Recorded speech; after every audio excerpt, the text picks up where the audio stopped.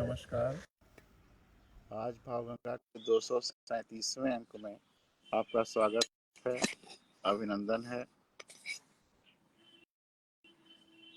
कल तकनीकी कारणों से नहीं हो पाया। मैं ऊपर छत पे आया, पेड़ों के नीचे बैठा, पूरा सेटअप किया, लेकिन कुछ प्रॉब्लम्स रही जिसकी वजह से नहीं हो पाया। आशा है आगे अब आपको भावगंगा अनवरत मिलती रहेगी, बहती रहेगी। आज इसका 237वां अंक है और आज हम लोग चर्चा करेंगे जो तमाम ये प्रश्न पूरे देश को में हलचल मचाए हुए है कि त्रिशंकु लोकसभा आ गई है, कोई स्थायी सरकार मिलेगी कि नहीं मिलेगी, किसी के एब्सोल्यूट मेजॉरिटी नहीं है किसी पार्टी की, क्या मध्यावधि चुनाव तो नहीं हो जाएगा। और मध्यावधि चुनाव से लोग ऐसे डरते हैं जैसे कि उन पर कोई संकट आ गया, जबकि ये बिल्कुल भी सत्य से बहुत परे है। मध्यावधि चुनाव तो देश के लोगों के लिए, हम भारत के लोगों के लिए एक अवसर है, एक उत्सव है, एक अपॉर्चुनिटी है।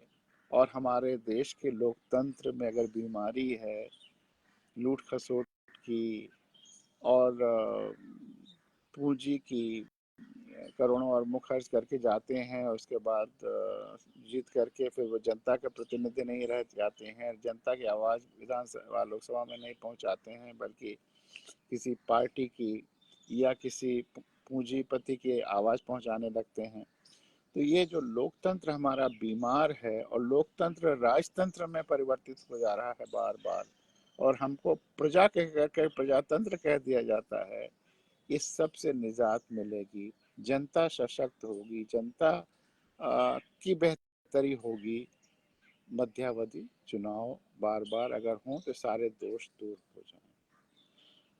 मध्यावधि चुनाव कोई अच्छी व्यवस्था नहीं है, मैं मानता हूँ। स्थायी लोकसभा और विधानसभाएं हों यही अच्छा है, लेकिन वो प्रतिनिधि जो है वो अच्छे हों, वो जनता के प्रतिनिधि हों।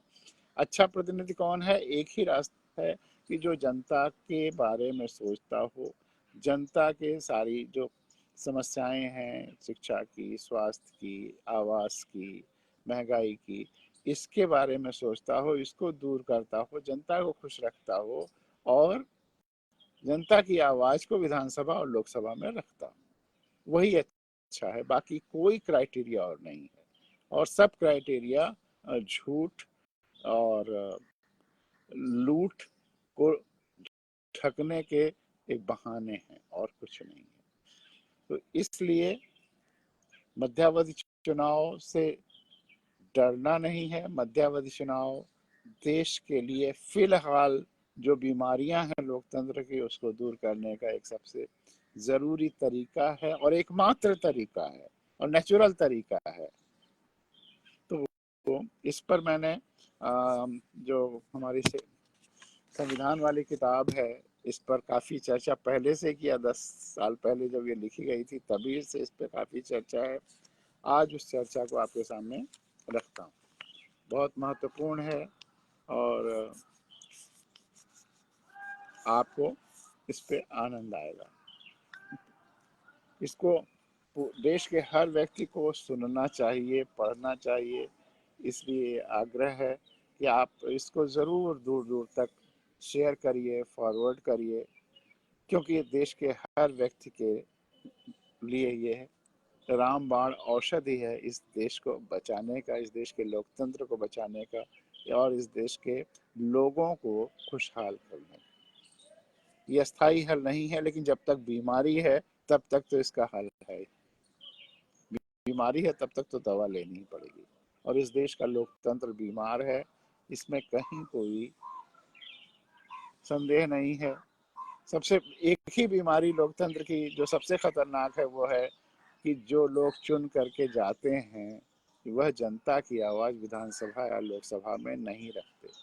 किसी भी विधेयक पर, किसी भी बिल पर वोट देते समय या पास करते समय जनता जिसने चुना है, जिसकी आवाज़ वहाँ पहुँचाने के लिए वो चुने गए हैं, उनकी आवाज़ वहाँ नहीं पहुँचाते हैं। संविधान में जो 3 पालिकाएं बनाई गई हैं, 3 अंग बनाए गए हैं व्यवस्था के, कार्यपालिका, न्यायपालिका, विधायिका, ये तीनों सेवा के लिए हैं और सब सेवक हैं। मालिक हम भारत के लोग हैं। संविधान में गणतंत्र बनाया गया, गणराज्य बनाया गया है, जनता का राज्य बनाया गया है और लोकतंत्र बनाया गया है, यानी कि तंत्र और व्यवस्था जनता से उभरेगी। तो किसी विषय पर वोट देते समय या बहस करते समय जनता से वह विधायक या सांसद राय जाने और उसके बाद वहां रखे। सबसे जो नीचे की स्टेज है व्यवस्था की, वो ग्राम सभाएं। गांधी जी का ग्राम स्वराज्य का सपना था ही। जब संविधान बना और उसके पहला ड्राफ्ट गांधी जी के पास पहुंचा तो उन्होंने फेंक दिया कि इसमें ग्राम स्वराज्य के लिए तो कुछ है ही नहीं। तो नीति निर्देशक तत्वों में यह कहा गया कि ग्राम स्वराज्य की स्थापना की जाएगी। उस समय जो संविधान सभा के लोग थे, राजेंद्र बाबू अध्यक्ष, नेहरू जी और जो तमाम कमेटियां थे उसके अध्यक्ष, जब उस ड्राफ्ट को लेके गए थे और गांधी जी ने फेंक दिया तो उन लोगों ने उन्हें कहा कि आज वस्तु स्थिति ये है पूरे देश की कि वहाँ गाँव में जातियों का साम्राज्य है, दबंगों का साम्राज्य है। तो अगर तुरंत इसको ऐसे कर दिया जाएगा तो गांव सभाएं जो बनेंगी वो एक डमी जैसा हो जाएगा, वही लोग जीत जाएंगे और कोई सही आदमी नहीं चुना जाएगा क्योंकि वो दबंगई से अपने जीतेगा। तो इसलिए अभी इसको हम लोग पोस्टपोन करते हैं, नीति निर्देशक तत्वों में रख देते हैं। बाद में जब लोकतंत्र परिपक्व होगा, शिक्षा के द्वारा मेन रूप से और सामाजिक परिवर्तन के द्वारा, गरीबों के उत्थान के द्वारा, उन योजनाओं के द्वारा जब सभी लोग ऊपर उठने लगेंगे, बराबरी का भाव आने लगेगा, तब गांव सभाएं और बेहतर रूप से कार्य कर सकेंगी। तो इसीलिए फिर वो 73वें संविधान संशोधन के द्वारा संविधान में आया, तीसरी सरकार की स्थापना हुई, गांव सभाओं को 29 विषय दे दिए गए जिस पर उन्हें कार्य करना है। लेकिन दुख यही है कि लोग जानते नहीं हैं।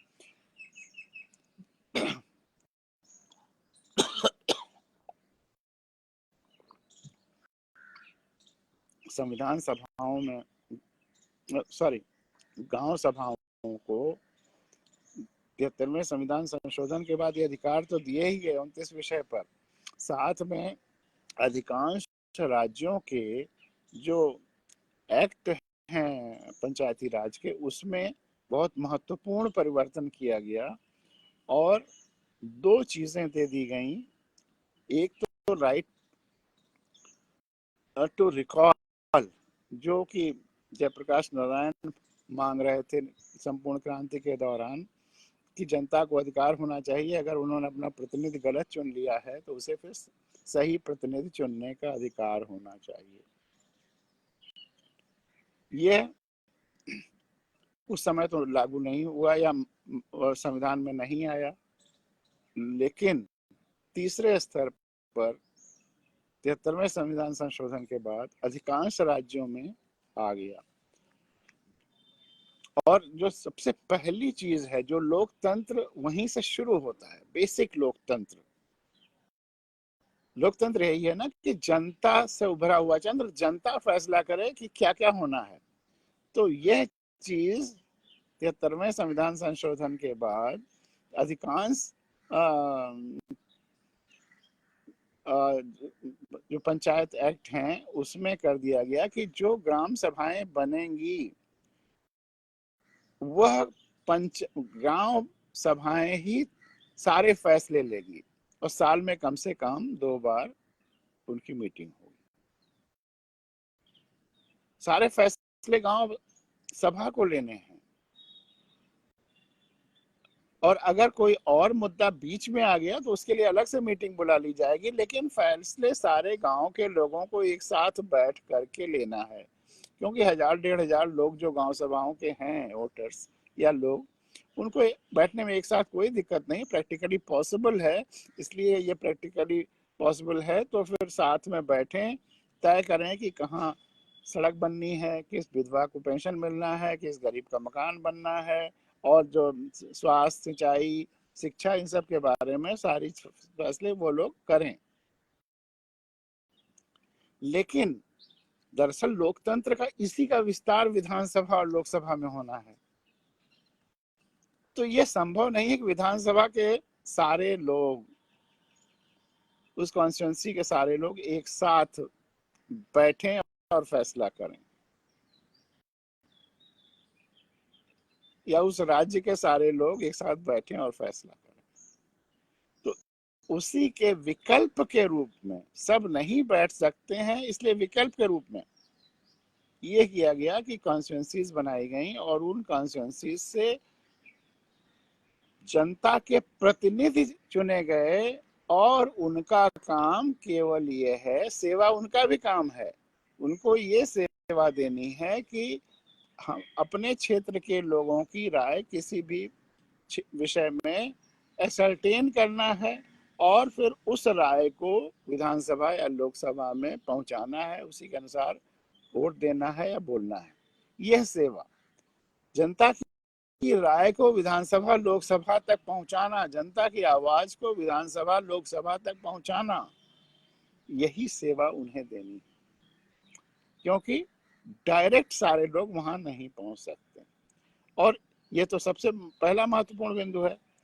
और दूसरा सबसे महत्वपूर्ण बिंदु है, जो right to recall Jayaprakash Narayan मांग रहे थे, वह इन पंचायती राज एक्ट में 73वें संविधान संशोधन के बाद आ गया है कि वह रिकॉल कर सकते हैं 2 साल काम देखने के बाद। अगर 2 साल तक काम उन्होंने देखा और अच्छा काम नहीं कर रहे हैं, प्रधान या सब सारे लोगों से फैसला नहीं करा रहे हैं, या लूट मार कर रहे हैं, तो उसकी सहज सी प्रक्रिया है,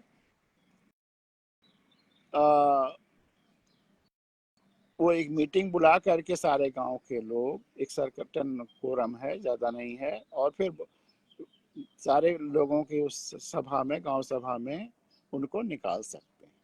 बड़ी सरल सी प्रक्रिया है।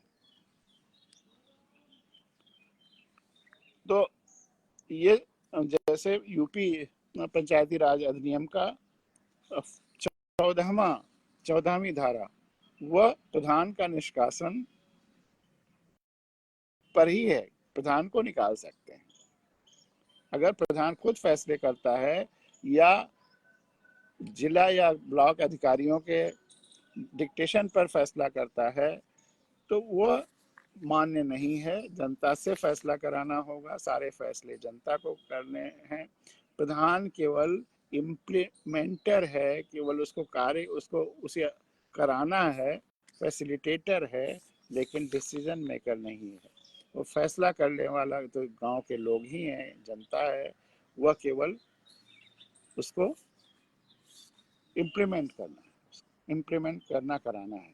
तो ये जो मूल है लोकतंत्र का, यही राज्य के लिए भी है, जो गांव के लिए है, यही राज्य के लिए भी है, यही देश के लिए भी है, कि जनता की आवाज वहां पहुंचानी है। तो कार्यपालिका का काम कार्य करना, कार्य की सेवा करना, न्यायपालिका का काम न्याय की सेवा देना, और विधायिका का काम, लेजिस्लेटिव का काम, जो भी नियम कानून बनाना है, वह जनता की आवाज को वहां तक पहुंचा करके उसकी सेवा करना, यह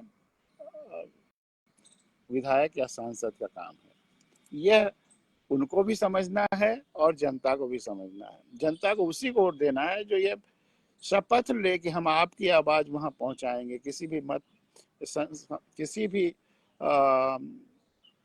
बिल पर बहस करते समय या वोट देते समय आपसे आकर पूछेंगे, उसके बाद उसको बताएंगे। ये बहुत महत्वपूर्ण है। तो इतनी बातें जब लोकतंत्र की आपके मन में आ गई। अब इसके बाद आज क्या हो रहा है? पहली बात तो जो जनता का सेवा कर रहा है उसको चुना जाना है, न कि जो करोड़ों अरबों खर्च कर रहा है, प्रचार कर रहा है, भौकाल बना रहा है। जब हम इसको प्रजातंत्र कह देते हैं, लोकतंत्र को, इतना इससे भद्दा और कुछ मजाक देश के लिए नहीं हो सकता कि जो लोकतंत्र है उसको प्रजातंत्र कहा जाए।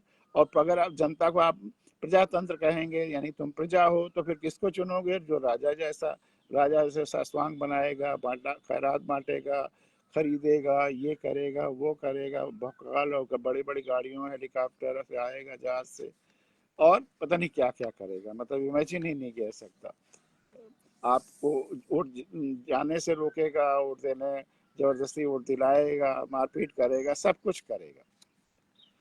तो यह चीज खत्म होनी चाहिए। लोगों को जो उसके आसपास सेवा कर रहा है वाकई, और जो प्रॉमिस कर रहा है कि आपकी आवाज वहां पहुंचेंगे, इस अच्छे तरह से ये प्रधानों का एक्सपेरिमेंट होना चाहिए। बहुत सारे गांवों में जहां लोग ये जान जाते हैं बातें, वहां अच्छे प्रधान चुने लगते हैं। तो जो अच्छा प्रधान है, अपने क्षेत्र में अच्छा काम कर रहा है, उसको प्रमोट करके विधानसभा में भेजिए। जो अच्छा विधायक अपने क्षेत्र में काम कर रहा है, उसको लोकसभा में भेजिए। जो काम के आधार पर, उसके ठोस कामों के आधार पर ये चुनाव होना चाहिए। लेकिन अगर ऐसा नहीं हो रहा है, करोड़ों अरबों खर्च करके जीत रहे हैं, और जीतने के बाद फिर जनता से कोई मतलब नहीं, उसके मुद्दों से कोई मतलब नहीं, शिक्षा के नाम पर और स्वास्थ्य के नाम पर कुछ काम नहीं, तमाम सारे योजनाएं डकार जाते हैं, पूंजीपतियों के हाथ के खिलौने बन जाते हैं, और जाति और धर्म की राजनीति करते हैं। ये राजनीति शब्द भी बदलना होगा, लोक नीति लाना होगा, जो सेवा, सत्य और अहिंसा के आधार पर, सबके संवेदना के आधार पर हो। तो वह सब लाने के लिए जो आज का तंत्र है, आज की चलन है, इसको बदलना होगा। और ये बदला कैसे जाएगा? बार बार होने वाले चुनाव, मध्यावधि चुनाव, इसको स्वतः बदलेंगे। बदलने की एक सहज प्रक्रिया है, सामान्य प्रक्रिया है, और सरल सी प्राकृतिक प्रक्रिया है, प्राकृतिक न्याय है, नेचुरल जस्टिस है। अगर समस्या हो जाती है तो कभी कभी प्रकृति अपने आप उसका निदान ढूंढती है। तो यह प्राकृतिक निदान है, स्वतः स्फूर्त निदान है। आज पहली बार खूब बादल छाए हुए हैं आसमान में, और जो भयंकर गर्मी हो जाती थी, इस समय खूब तेज धूप 6:45 तक हो जाती थी, आज धूप नहीं है, छत पे बहुत अच्छा लग रहा है। और इस मानसून सत्र की सारे उत्तर भारत के लोगों को भावगंगा की तरफ से ढेर सारी बधाइयाँ और शुभकामनाएं। आज बादल आसमान में खूब दिख रहे हैं, और अब पावस की बूंदें जब आएंगी तो भावगंगा और उसके साथ मिल करके उल्लसित होगी। तो ये लोकसभा तथा विधानसभाओं में भी अपरोक्ष रूप से वापस बुलाने का अवसर, तो ये राइट टू रिकॉल दे दिया गया कि 2 साल तक काम देखने के बाद अगर गांव के लोग संतुष्ट नहीं हैं प्रधान के कार्य से, तो सरल सी प्रक्रिया है जिससे कि उनको वापस कर सकते हैं और फिर से दूसरा प्रधान चुना जाएगा। लोकसभा तथा विधानसभाओं में भी अपरोक्ष रूप से वापस बुलाने का अवसर लोगों को अनायास मिल जाता है मध्यावधि चुनावों के द्वारा। इस संबंध में संसद और विधानसभाओं के सदन की अवधि के बारे में संविधान में वर्णन निम्न है। संविधान में जो अवधि है कि कितने सालों तक विधानसभाएं या संसद रहेगी, उसके बारे में है कि सभा यदि पहले ही विघटित नहीं कर दी जाती है तो अपने प्रथम अधिवेशन के लिए नियत तारीख से 5 वर्ष तक बनी रहेगी। अब देखिए, ये नहीं है कि 5 वर्ष तक बनी रहेगी, लिखा कि यदि पहले नहीं विघटित कर दी जाती है या विघटित हो जाती है। संविधान निर्माताओं ने विघटन की ऐसी संभावनाओं को पहले ही जान लिया था, इसीलिए प्राविधान किया था कि यदि सभा पहले ही नहीं विघटित कर दी गई तो 5 साल तक बनी रहेगी। अन्यथा वे संविधान में लिखते कि सभा 5 साल तक बनी रहेगी। यदि सभा में लोग जिन उद्देश्यों के लिए चुनकर आए हैं वह काम नहीं कर रहे हों, या कर पा रहे हो तो सभा 5 साल के पहले ही भंग कर दी जाए और मध्यावधि चुनाव हो जाए तभी अच्छा है। मध्यावधि चुनाव को लेकर भी जनता में तरह तरह की भ्रांतियां हैं तथा भ्रम फैलाया गया है। यह सच है कि सामान्य स्वस्थ जीवंत और जिम्मेदार लोकतंत्र में यही अच्छा होता है कि विधानसभा और संसद अपने पूरे कार्यकाल तक बनी रहे।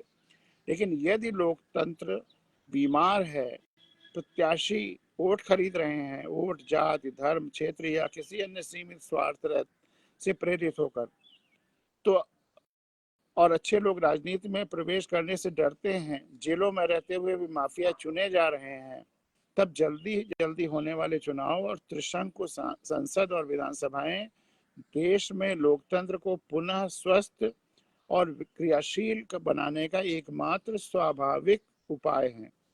कुछ लोगों का विचार है कि जल्दी जल्दी होने वाले चुनाव देश के लिए हानिकारक हैं। अब ये बहुत इंटरेस्टिंग है कि सच्चाई कुछ है और लोगों का परसेप्शन बिल्कुल उसके उलट है, और ये परसेप्शन जबरदस्ती जानबूझकर दिमाग के भीतर लोगों के भरा गया है। उस परसेप्शन को दूर करने के लिए ही, आपकी आंखें खोलने के लिए ही भावगंगा के ये प्रोग्राम है। आपके एंगल से सोचिए, आप अपने एंगल से सोचिए, दूसरों से के एंगल से नहीं, दूसरों के नजरिए से नहीं, दूसरों की सुनी सुनाई बातों से के नहीं। मीडिया आज तो मैं धन्यवाद देता हूं पिछले 10-15 साल के परिवेश को कि लोग अब जो मीडिया है, मेन स्ट्रीम मीडिया है, अधिकांश उसमें जो खबरें या विचार आते हैं वह किस तरह के होते हैं, किनके हित के लिए होते हैं, उसका पर्दाफाश हो गया। जनता समझती थी कि हमारे लिए लिखा जा रहा है, लेकिन अधिकांश उसमें प्रायोजित होते हैं। मीडिया हाउसेस सब बिके होते हैं, उनको एडवर्टीजमेंट्स लेना होता है और भी बहुत सारे लाभ होने होते हैं। तो इसलिए अब लोगों के दिमाग में आ गया है, और जब कोई मध्यावधि चुनाव होता है तो संकट किस पे आता है? नेता पर। क्योंकि नेता ने जितना खर्च किया था, 10 करोड़ 20 करोड़ 100 करोड़ खर्च किया था, नहीं कमा पाया 5 साल में, तो उसके लिए तो हानि हो गया। तो उस पर लिए इतना बड़ा संकट आ गया, दोबारा फिर उतना खर्च करना है, कमा नहीं पाया, तो वो चिल्लाने लगता है संकट आ गया, संकट आ गया, संकट आ गया। और कोई भी आजकल के जो नेता हैं ट्रेडिशनल, वो जो संकट है, अपना संकट है, वो ये नहीं कहते मेरे ऊपर संकट आया, वो कहते हैं राष्ट्र के या राज्य के ऊपर संकट आ गया। और अखबारों में भी बड़े अच्छे तरीके से वही छापा जाता है, क्योंकि अखबार सब ज्यादातर शुरू से गवर्नमेंट कंट्रोल रहे, एक दो को छोड़ करके, एक दो मीडिया हाउस छोड़ करके हिंदुस्तान में ज्यादातर कंट्रोल रहे हैं। और अब तो विशेष रूप से जब से उसमें जातीयता और धार्मिकता घुसी है, तब से और कंट्रोल हो गए हैं। तो देश के लिए संकट आ गया, प्रदेश के लिए संकट आ गया, और जनता, आपने वही अखबारों में पढ़ा तो आपको लगा कि देश के लिए मध्यावधि चुनाव संकट है या प्रदेश के लिए संकट है, जबकि वह आपके लिए अवसर है। किसी कोई गलती हो गई, उसको सुधारने का अवसर है, सही व्यक्ति को चुनने का अवसर है, अपने आसपास देख के ढूंढ करके जो सबसे अच्छा व्यक्ति है उसको चुन करके उसको प्रत्याशी बनाइए और जिताइए। अपने आवाज को विधानसभा लोकसभा में पहुंचाने के तरीके का, नए तरीके का बीजारोपण करिए, वह मांग है। मैं जानता हूं कि जो बातें मैं आज कह रहा हूं, पिछले 20-25 साल से चीख चीख के कह रहा हूं, कुछ तो अब सही होने लगे हैं, लोगों को समझ में आने लगा। लेकिन यह सब होगा, हो सकता है मेरी जिंदगी में नहीं हो, आपकी जिंदगी में हो, क्योंकि निस्वार्थ भाव से, जमीन से, धरती से जुड़ करके, धरती के एंगल से भी सोच करके मैं जो भी बातें कहता हूँ केवल अपने विचार से नहीं, अपने के बाद अपने के अलावा हर व्यक्ति के जगह पे अपने को रख के सोचता हूँ। सब पेड़ों पौधों वनस्पतियों की जगह पे अपने को रख करके सोचता हूँ। इनको छूते हुए, इनके स्पर्श से इनकी बातें तो लगातार मैं सुनता रहता हूँ, और पूरी धरती से जुड़ाव महसूस करते हुए धरती की जगह पर अपने को रख करके तब बोलता हूँ, तब सोचता हूँ एक एक शब्द। तो इसलिए उनको सच होना ही है। जब तक मेरी छोटी सी कविता भी है, जब तक मेरे सपने सच नहीं हुए थे मुझे सिजोफ्रेनिक कहा गया, पागल कहा गया, लेकिन जब सच होने लगे तो विजनरी।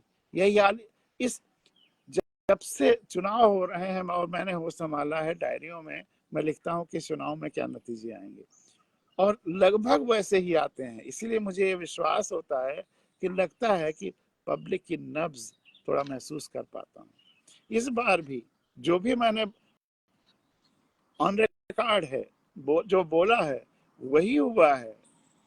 एग्जिट पोल सब गलत हो गए। मुझे आश्चर्य हुआ कि मैं ये कह रहा हूँ, एग्जिट पोल कुछ और कह रहे हैं। बहुत सारे लोगों के फोन आए कि आप लगता है आप गलत हैं।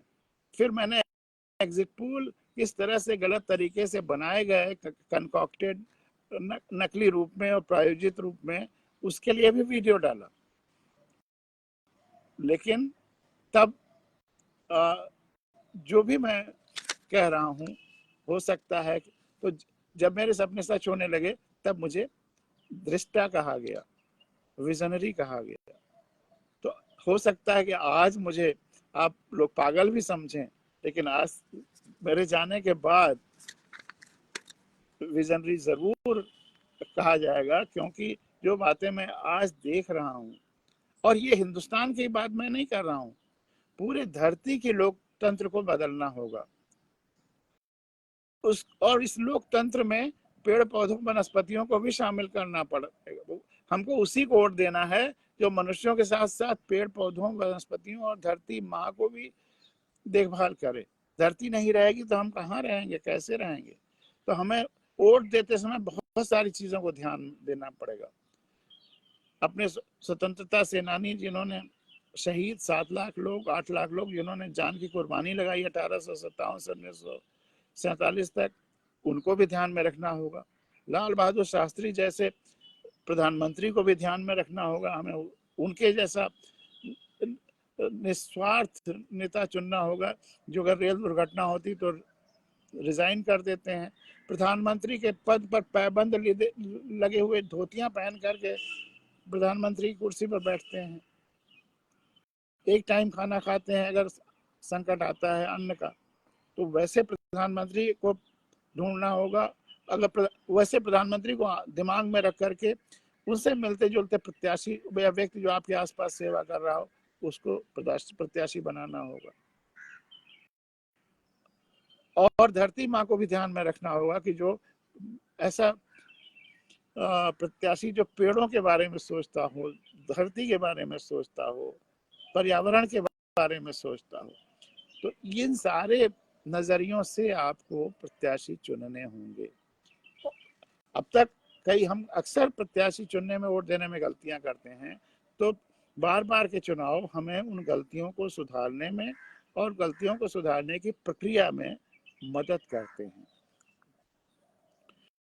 तो कुछ लोगों का विचार है जल्दी जल्दी होने वाले चुनाव देश के लिए हानिकारक हैं, लेकिन अपने लोकतंत्र को शक्तिशाली बनाने के लिए और उसके अनेक अवांछित तत्वों को साफ करने के लिए, अवांछित, अनवांटेड, बारंबार चुनावों का होना कभी कभी आवश्यक हो जाता है। ये स्वस्थ लोकतंत्र के लिए सामान्य 5 साल में तक संसद रहे, विधानसभाएं रहे, वो जरूरी। लेकिन अगर बीमार हो जाए तो दवा का डोज लेना पड़ता है। बार बार होने वाले चुनाव हमारे लोकतंत्र को थोड़ा बहुत, लोकतंत्र को सुधारने में मदद कर देंगे।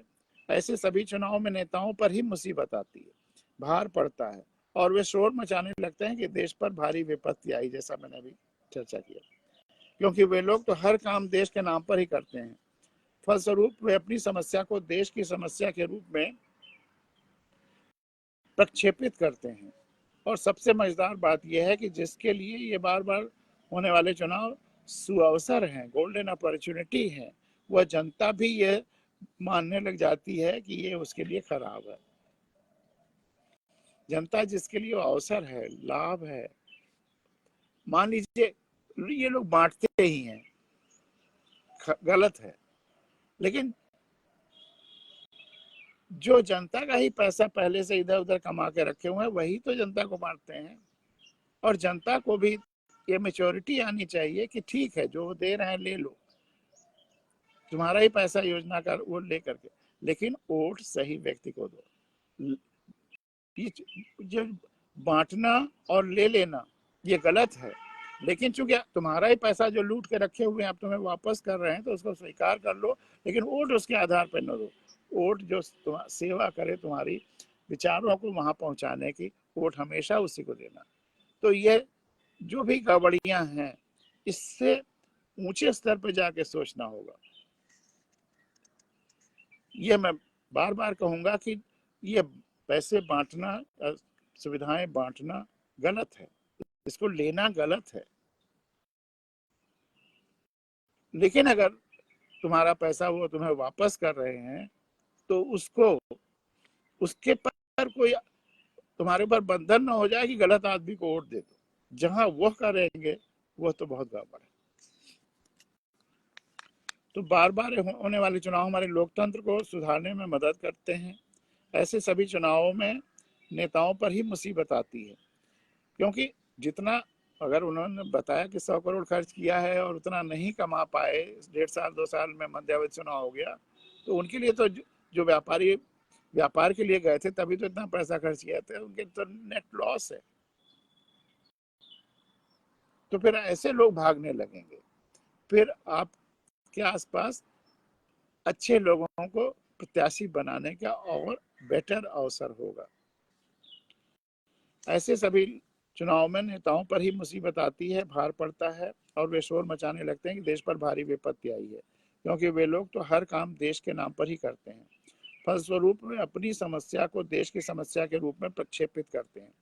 और सबसे मजेदार बात यह है कि जिसके लिए वे बार बार होने वाले चुनाव सुअवसर हैं, वह जनता भी यह मानने लग जाती है कि यह उनके लिए खराब है। ऐसा मीडिया के प्रक्षेपण के कारण होता है। प्रचार प्रसार के जितने माध्यम है वे सब नेताओं की आवाज में आवाज मिलाकर यही प्रचार करते हैं कि चुनाव खराब होते हैं, देश के लिए बोझ होते हैं। अब जनता जो है जब सब तरफ से यही सुनती है कि वह भी इसी मिथ पर, भ्रम पर विश्वास करने लग जाती है कि चुनाव बोझ है, चुनाव खराब है। बार बार कुछ लोग ये भी कहते हैं चुनाव बहुत महंगे पड़ते हैं और राजकोष पर अनावश्यक भार डालते हैं, इसलिए बार बार होने पर अनावश्यक राजकोष पर भार पड़ेगा। चुनाव पर जो खर्च होता है वह योजना पर होने वाले खर्च की अपेक्षा बहुत मामूली होता है। चुनाव में सरकार कुछ 1000 करोड़ खर्च करती है, जबकि योजना बनाने में प्रतिवर्ष कई लाख करोड़ का खर्च आता है। और यह सच है कि कोई भी पंचवर्षीय योजना जनता के हित में उतना काम नहीं कर पाती जितना कि एक चुनाव कर देता है। और यह सच है कि कोई भी पंचवर्षीय योजना जनता के हित में उतना काम नहीं कर पाती जितना एक चुनाव कर देता है। साधारण से साधारण जन के लिए इसका लाभ सचमुच छन कर पहुंचता है, धन सचमुच बहता है और जनता तक पहुंचता है। गांवों के गरीब लोगों और शहरों में झुग्गी झोपड़ियों में रहने वाले लोगों को बड़े फायदे हो जाते हैं। चुनाव से पहले नालियां भी साफ होंगी, सड़कें भी साफ होने लगेंगी, बहुत सारे जन कल्याणकारी काम सरकारें भी करने लगेंगी, और जो अलग से लाभ पहुंचाया जाता है जिसका चर्चा हमने किया विधायकों और सांसदों द्वारा, वह भी होने लगता है। सड़कों गलियों की मरम्मत हो जाती है। टैक्सी चलाने वाले, माइक और लाउड स्पीकर वाले, पैम्फलेट बांटने वाले, सबको चुनाव के समय में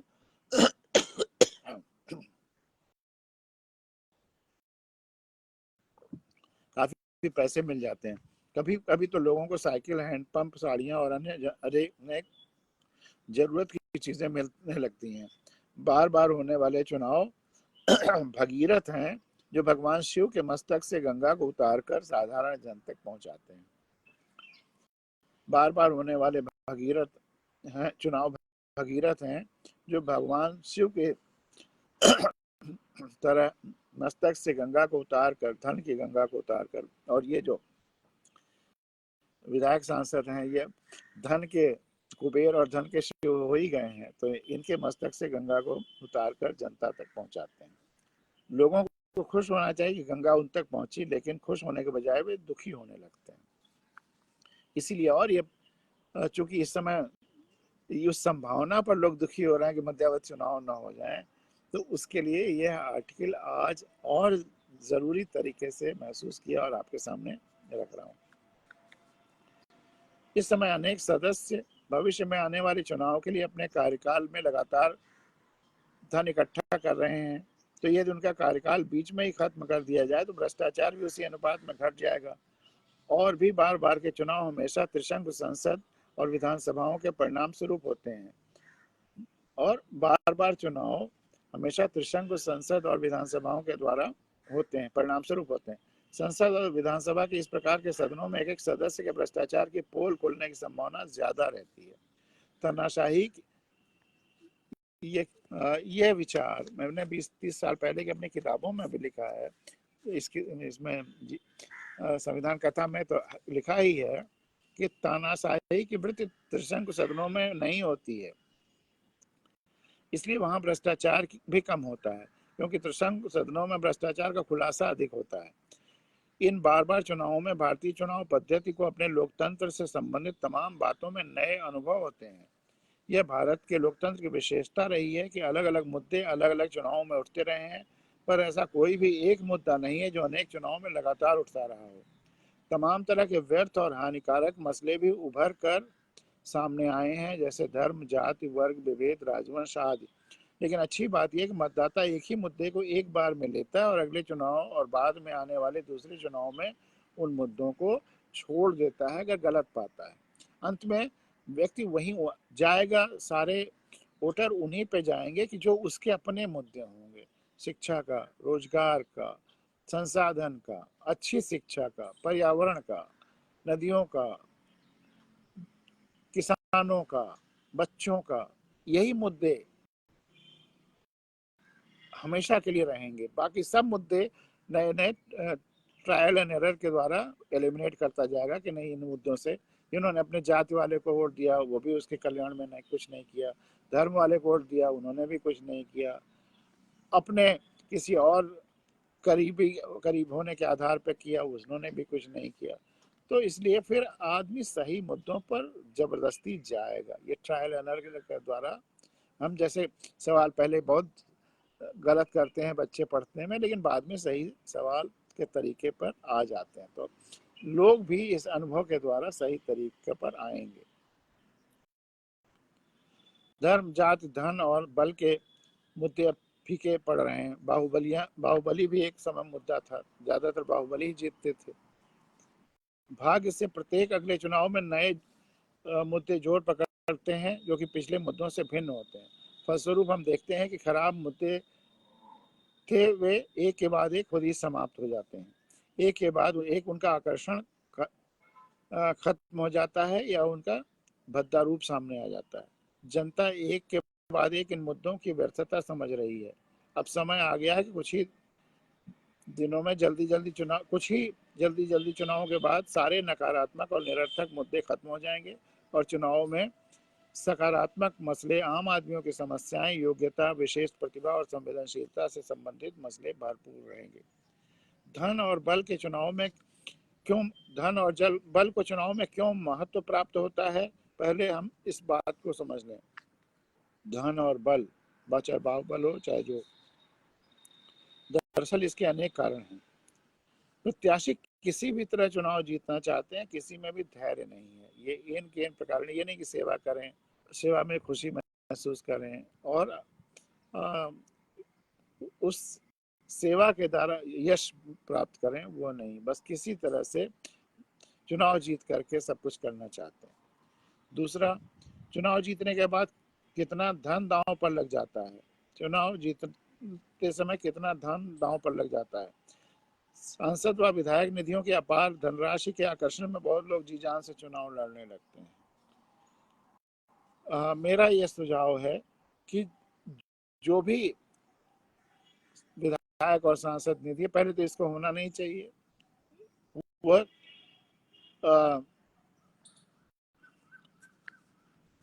रिप्रेजेंटेटिव है, वो कार्यपालिका नहीं है। और ये कार्य कराने के लिए जो पैसा दिया जाता है ये कार्यपालिका को दे, और कार्यपालिका अगर डीएम है तो उसके साथ विधायक और सांसद भी बैठ करके अपने क्षेत्र की योजनाओं डिस्कस करें, लेकिन इनके हाथ में संसाधन देना एकदम गलत है। लेकिन अगर देते हैं तो किसी एक व्यक्ति को क्यों दिया जाए। वहाँ जो दूसरे, वो तो 30, 35, 25% वोट पाया हुआ, बाकी 75% तो दूसरे प्रत्याशी पाए हुए हैं। तो उनकी भी राय होनी चाहिए। तो इसलिए एक समिति बननी चाहिए हर विधानसभा और लोकसभा में 5 ज्यादा वोट पाए हुए लोगों की। उसमें जीता हुआ प्रत्याशी भी रहेगा, 4 हारे हुए भी, और इनकी समिति तय करे विधायक निधि या सांसद निधि क्षेत्र की कहाँ खर्च करना है। क्योंकि बहुत सारी समस्याएं जो हारे हुए प्रत्याशी हैं उनको पता है। तो वहां पे भी ये भी एक तानाशाही है कि जो 30% पा गया वो 100% लोगों के सारे फैसले कर रहा है और उसके हाथ में हुआ है, और तब उसका जो कमीशन खोरी है, जो गलत इस्तेमाल है, फर्जी इस्तेमाल है, वो बंद हो जाएगा। तो यह इमीडिएट होना चाहिए। ये सब योजनाएं भी शुरू की गई किसी तरह से गलत तरीके से चुनाव जीतने का, गलत लोगों को प्रमोट करने का, जिस भी सरकार ने किया हो। अब तक की मैं किसी एक पार्टी की बात नहीं करता, नेहरू जी, शास्त्री जी और इंदिरा गांधी के कुछ समय तक, उसके बाद इंदिरा गांधी के भी बाद के बहुत सारे, इसलिए मैं इंदिरा गांधी के साथ कुछ समय तक, उसके बाद बार बार अपने को जिताने और अपनी गवर्नमेंट लाने, इसके लिए कितने सारे गंदे संदे कानून लाए गए, प्रलोभन दिए गए। इन सब को जनता को नकारना होगा, ऐसे लोगों को लाना होगा कि जो इन सब चीजों को समाप्त करें। आप देखिए विधायक सांसद निधि से आम जनता को कितना फायदा होता है। जब से सरकार के विधि निर्माण और कार्यपालिका का पक्ष एक सा हो गया है, क्योंकि ये कार्यपालिका का काम दे दिया गया है विधायक और सांसद निधि, संसद या विधानसभाओं के सदस्य बन जाने का आकर्षण बहुत बढ़ गया है। स्थानांतरण और नियुक्ति अपने आप में एक बहुत बड़ा लाभकारी उद्योग हो गया है। इसलिए वे सब लोग जो जल्दी से जल्दी धन कुबेर बनना चाहते हैं, वे विधानसभा और संसद में प्रवेश करते ही अपने लक्ष्य की सिद्धि का मार्ग पा जाते हैं। क्यों लोग इतना ज्यादा धन और बल से चुनाव जीतते हैं? तो वो ट्रांसफर, पोस्टिंग, ये जो दोनों में कार्यपालिका में इंटरफेरेंस। चौथा, मीडिया और विज्ञापन बहुत कम समय में, कम परिश्रम में चुनाव जिताने में बहुत सहायता करते हैं। हाँ, वहाँ पैसा जरूर बहुत ज्यादा खर्च होता है, इसलिए इसमें जिसके पास पैसा है और जिन्होंने अपने चुनाव क्षेत्र में कोई खास काम नहीं किया है, वे जानते हैं कि पैसा लुटा देने से ही वे चुनाव जीत सकते हैं। अपने क्षेत्र में सेवा कार्य करने के विकल्प में पैसे करने का विकल्प के रूप में पैसा आ गया है। पांचवा, जब आवश्यकता से कहीं अधिक धन खर्च किया जाता है, तब महाबली लोगों का सामने आना स्वाभाविक है। महाबली लोगों को उचित पैसे देकर किराए पर ले लिया जाता है, जिससे कि निश्चित रूप से चुनाव जीता जा सके। छठा, महाबली जो माफिया हैं, डॉन हैं, बाहुबली हैं, उनके लिए इस्तेमाल किया गया। महाबली लोगों ने जब देखा कि हमारी ही सहायता से इन्होंने चुनाव जीता है, तब उन्होंने स्वयं प्रत्याशी बनकर चुनाव में भाग लेने का निर्णय अक्सर ले लेते हैं। और एक बार ऐसे लोग जहां प्रत्याशी बनकर आए कि इन महाबलियों की चुनाव में भागीदारी अधिक प्रकार से बढ़ जाती है। धन और महाबलियों के आने वाले चुनाव में चुनाव बीच बीच में कराए जाते हैं, बार बार होते हैं, तो प्रभुता समाप्त हो जाती है। इन बार बार चुनाव में वे लोग जो राजनीति से इसलिए जुड़े हैं कि वे पैसे कमा सकें, विचलित हो जाएंगे, क्योंकि उन्हें अच्छी तरह से समझ में आ जाएगा कि राजनीति अब उतनी नफे वाली दुधारू गाय जैसी नहीं रह गई है। और जब इस प्रकार चुनाव यूँ बार बार होने लगेंगे, तो चुनाव में जो सारा धन लगेगा वह बाद की कमाई से बहुत ज्यादा होगा। तो पैसे को व्यवसाय, वही सब कुछ समझने वाले लोग राजनीति से भागने लगेंगे और दूसरे ऐसे नफे वाले व्यवसाय को खोजेंगे जिसमें जल्दी जल्दी से ज्यादा पैसा कमा सकें। तो ये बार बार चुनाव का सबसे बड़ा फायदा होगा कि इससे चुनाव में जीतना और राजनीति में रहना कम फायदे वाला सिद्ध हो जाएगा। पैसे की लंबी कमाई जहां चुनाव जीतने से हटी, माफिया वहां से अपने आप हट जाएगा। वे लोग दूसरे दुधारू क्षेत्र ढूंढने में लग जाएंगे। इस प्रकार के शीघ्र चुनावों वाली पद्धति से अन्य लाभ भी हैं। एक बार जहां पैसे का प्रवाह कम हो गया, चुनाव प्रचार और चुनाव विज्ञापनों का खर्च भी अपने आप कम होने लगेगा। चुनाव प्रचार में जब खर्च कम होगा, तब इसका नतीजा यह होगा कि जिन लोगों ने क्षेत्र में काम किया है उनके चुने जाने की संभावना बढ़ जाएगी, जिनका काम ही प्रचार रहा है। तब प्रत्याशियों के द्वारा किया गया कार्य ही केवल उनका विज्ञापन होगा। सही चुनाव पद्धति का प्रयोजन और लक्ष्य यही है। आजकल अच्छे लोग जिनकी अपने चुनाव क्षेत्र में अच्छी छवि है और जो वहां बहुत समय से रह रहे हैं, चुनाव इसलिए नहीं लड़ रहे हैं क्योंकि उनकी पूर्व धारणा है कि वे चुनाव जीत नहीं पाएंगे। कारण यह है कि उनके पास पैसे और महाबली लोग और उनका विज्ञापन और प्रचार करने के लिए नहीं है। इस प्रकार ये बार बार के चुनाव बेहतर प्रत्याशियों और सदनों के लिए बेहतर सदस्यों के लिए रास्ता खोल देंगे। आपने देखा होगा कि लोहे की छड़ या डंडे को काटने की सुविधा न हो तो कैसे टुकड़ों टुकड़ों में तोड़ा जाता है। यदि कई बार झुकाया जाए या सब तरफ से मोड़ा जाए तो वह टूट जाती है। ठीक है, इसी प्रकार ये बार बार के चुनाव इस प्रकार के लोगों को भी सब तरफ से घुमा देंगे, झुका देंगे और अंततः वह टूट ही जाएंगे। यह भी नेताओं और राजनीतिक पार्टियों द्वारा बनाया गया मिथक है या भ्रम है कि चुनाव में के कारण दाम बढ़ते हैं या चुनाव और महंगाई का अध्ययन करने पर आपको पता चलेगा कि महंगाई का चुनाव से कोई लेना देना नहीं है। इसके विपरीत चुनावों से तो महंगाई थोड़ा कम की तरफ होती है। पिछले कई सालों से, खासतौर से 80 और 90 के दशक में देश ने कई चुनाव जल्दी जल्दी देखे हैं, लेकिन चीज़ों के दाम सामान्य रहे हैं। इधर बहुत स्थिर सरकार रही है, लेकिन महंगाई की दर देखिए कितनी तेजी से बढ़ी है, क्योंकि हर चीज़ का वो जो किसानों के बिल लाए जा रहे थे, अगर वो हो जाते तो जो आज महंगाई है, गेहूं भी 400 रुपए किलो मिल रहा होता, क्योंकि अब तमाम सारे गोदाम बन गए और उसको अनकंट्रोल रूप से चीज़ें स्टोर की जा रही हैं, उनके दाम मैनिपुलेट किए जा रहे हैं, तब रिलीज किया जा रहा है। तो जो धन तंत्र जो राज कर रहा है इस समय देश पे, और ये स्थायी सरकारों में ही होता है, तब महंगाई बहुत बढ़ती है। और चूंकि स्थायी सरकारों के पास ही मीडिया हो जाता है और मीडिया उन्हीं के बारे में बात कहता है, तो वो कहते हैं कि मतलब अस्थायी सरकारों के समय में दाम बहुत बढ़ते हैं। इसका उल्टा है, स्थायी सरकारों के समय में दाम ज्यादा बढ़ते हैं। इसके विपरीत चुनाव से तो महंगाई थोड़ा कम की तरफ जाती है। पिछले कई सालों में, खासतौर से 80 और 90 के दशक में देश ने कई चुनाव जल्दी जल्दी देखे हैं, लेकिन चीजों के दाम सामान्य रहे हैं। 60 और 70 के दशक में चुनाव अपने नियत समय पर हुए थे, लेकिन दाम तेजी से बढ़े थे। यदि चुनाव जल्दी जल्दी नहीं होंगे तो भी दाम बढ़ते ही रहेंगे। महंगाई के चुनावों के अलावा अनेक अन्य कारण भी हैं। यह तो राजनीतिक पुरोधाओं को अपना स्वार्थ है कि वे जनता को चुनावों से डराते हैं, इसलिए वह इस महंगाई का कारण बताते हैं। मिली जुली सरकारों के अनुभव ने विश्व में हमारी छवि को बढ़ाया है। वे हमारे लोकतंत्र को पूरी आस्था और प्रशंसा की दृष्टि से देखते हैं। अब उन्हें विश्वास है कि वो यह किसी भी प्रकार की स्थिति में स्थिर रह सकेगी, हमारा लोकतंत्र स्थिर रह सकेगा। मिली जुली सरकारों के कार्यकाल में भी विदेशी निवेश बढ़ा है। अंतर्राष्ट्रीय धरातल पर लोगों ने समझ लिया है कि हमारा देश एक के बाद एक संगठित सरकारों के आने और ताकतवर होकर सामने आया। इसलिए इस बारे में हमें चिंतित नहीं होना है।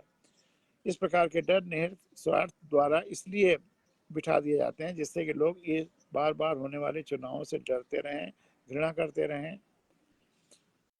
यह सच है कि जल्दी जल्दी होने वाले चुनाव स्थायी समाधान नहीं है। निश्चय ही देश के पास एक दीर्घकालीन और अल्पकालीन परिप्रेक्ष्य और योजना होनी चाहिए।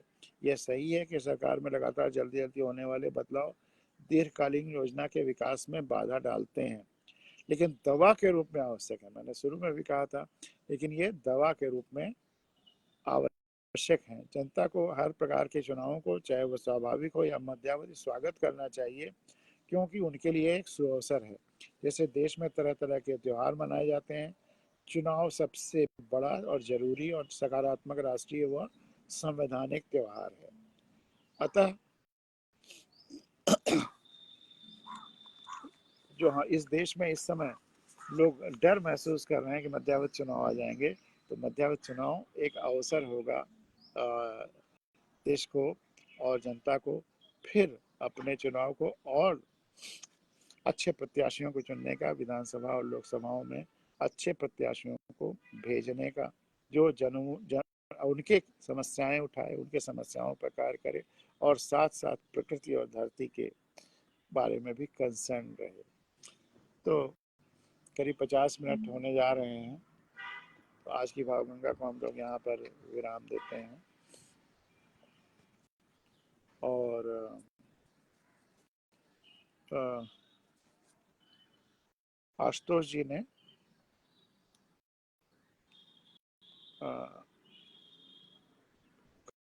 कल परसों की भावगंगा पर एक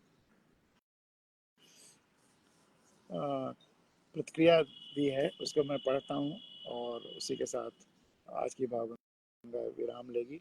आपसे आग्रह है कि अपनी प्रतिक्रियाएं भेजें यूट्यूब पर, फेसबुक पे, हर जगह, और ताकि मैं उन पर उत्तर दे सकूं। जो अगर आपको जो बातें मैं कह रहा हूँ उससे इतर कोई विचार हैं तो वो भी रखिए, क्योंकि इस आपस के संवाद से ही चीज़ें बेहतर होंगी। और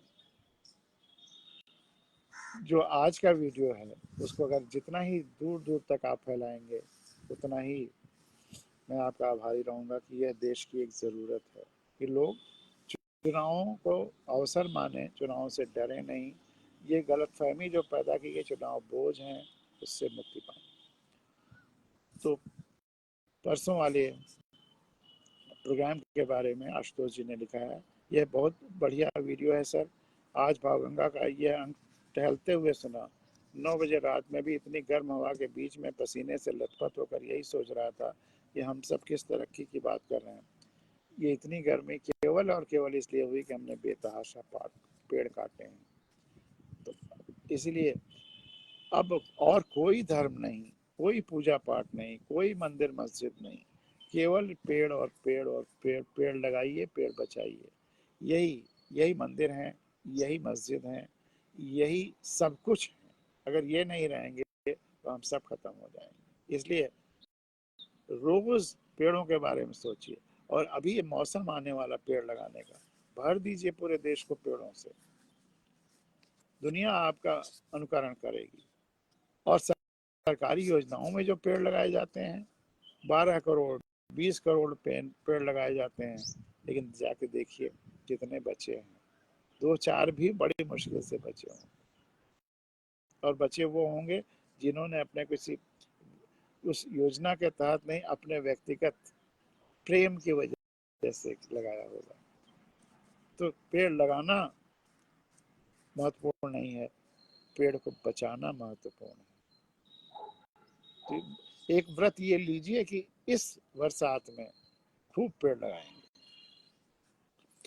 तो 9 बजे रात में भी इतनी गर्म हवा के बीच में पसीने से लथपथ होकर यही सोच रहा था कि हम सब किस तरक्की की बात कर रहे हैं। हम सब एसी की ठंडी हवा में राहत महसूस करते समय ये भूल रहे हैं कि हमारे एसी हमारी प्रकृति के अन्य अंग, हमारे भाई बांधवों के जीवन को कितने भीषण संघर्ष की दिशा में धकेल रहे हैं। प्रकृति सच में हमें बचा रही है, खुद को मिटा कर भी। जब टहलने के बाद मेरे पसीने के सूखने की प्रक्रिया में मुझे ठंडक का एहसास हुआ, तब यही लगा कि हमारे शरीर की गर्मी भी माँ प्रकृति ने सोख ली है।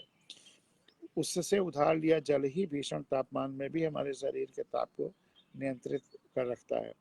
जिस दिन शरीर से जरा भी पानी की कमी हो जाएगी, शरीर में जरा भी पानी की कमी हो जाएगी, हम जीवन की कल्पना भी नहीं कर सकेंगे। बहुत ही अद्भुत अंग, साधारण, सादा प्रणाम सर।